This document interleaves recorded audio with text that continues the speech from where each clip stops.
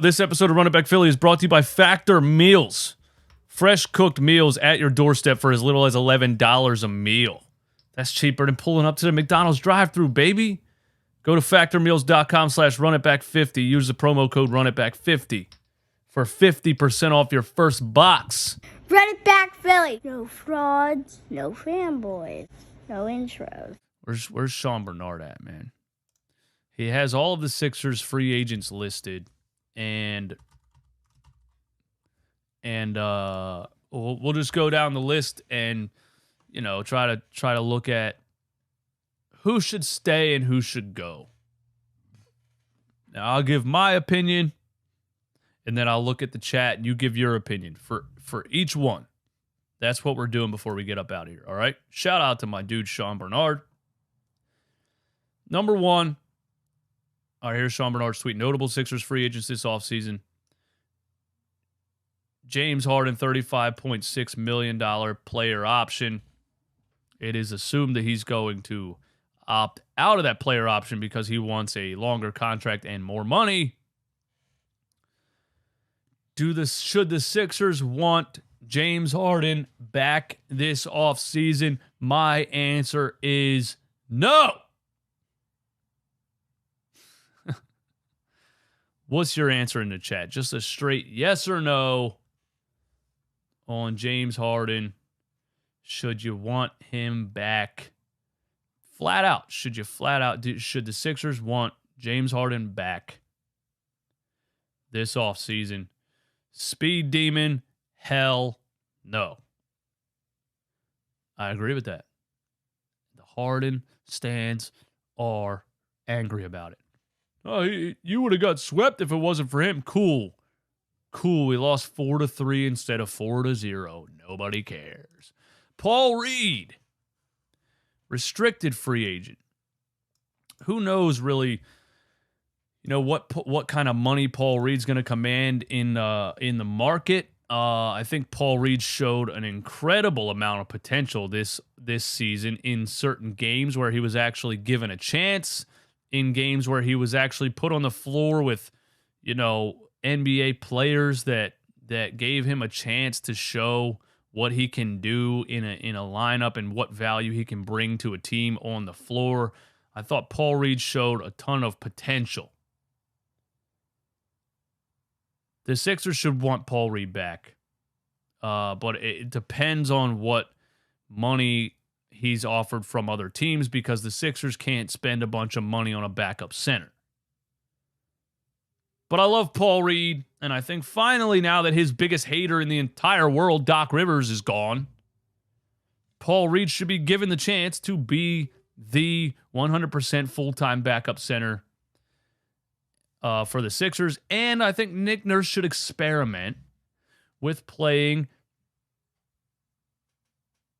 Joel Embiid and Paul Reed on the floor together, something that Doc Rivers never experimented with because Doc Rivers never experimented with anything. George Niang, unrestricted free agent. No. Please, George Niang, thank you. I like your attitude. I love what you bring to a locker room. No.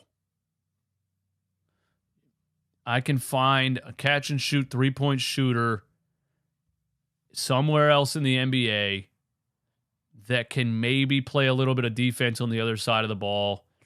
I don't need it to be George Niang.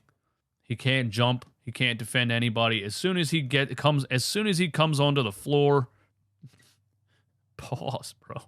As soon as he gets on the floor, somebody has to come over and double it. Seriously, I watched it happen so many times. No to George Niang.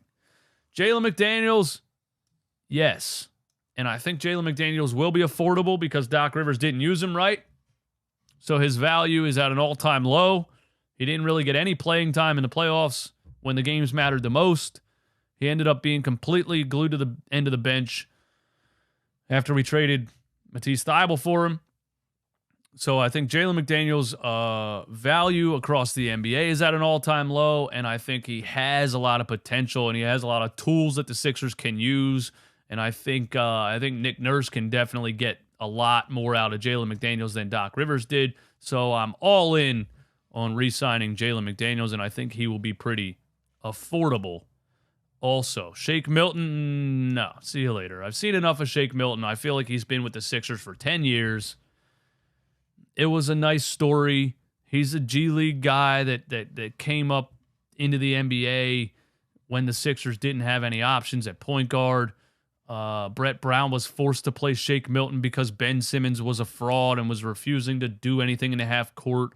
I just don't think Shake Milton is a very high-level NBA player. I'm sorry. A lot of people love Shake Milton. It is what it is to me. Montrezl Harrell, hell no. He has no value left. He can't rebound. He can't defend. He can't really do much of anything in the NBA at this point. Unfortunately for us, he has a $2.7 million player option, which if Montrezl Harrell is smart, and, you know, he did get pulled over with 3 pounds of marijuana in his car. So is Montrezl Harrell smart? I don't know. But if he's smart, he will pick up a $2.7 million player option because I don't think anybody at this point in Montrezl Harrell's career is giving him $2.7 million. So I think he's going to pick up the option, and then the Sixers are going to have to try to trade him to dump it or something. I don't know. I'm not a salary cap guy, but there's Montrezl Harrell. And the last one is Dwayne Dedmon. Just no. The answer is no to that. So I'm in on bringing back Paul Reed and Jalen McDaniels in this whole list. That's pretty much where I'm at with it. I'm not interested in basically any of these other players that are on here. James Harden, because I feel like where he is at his career and the money that he wants, I'm saying no.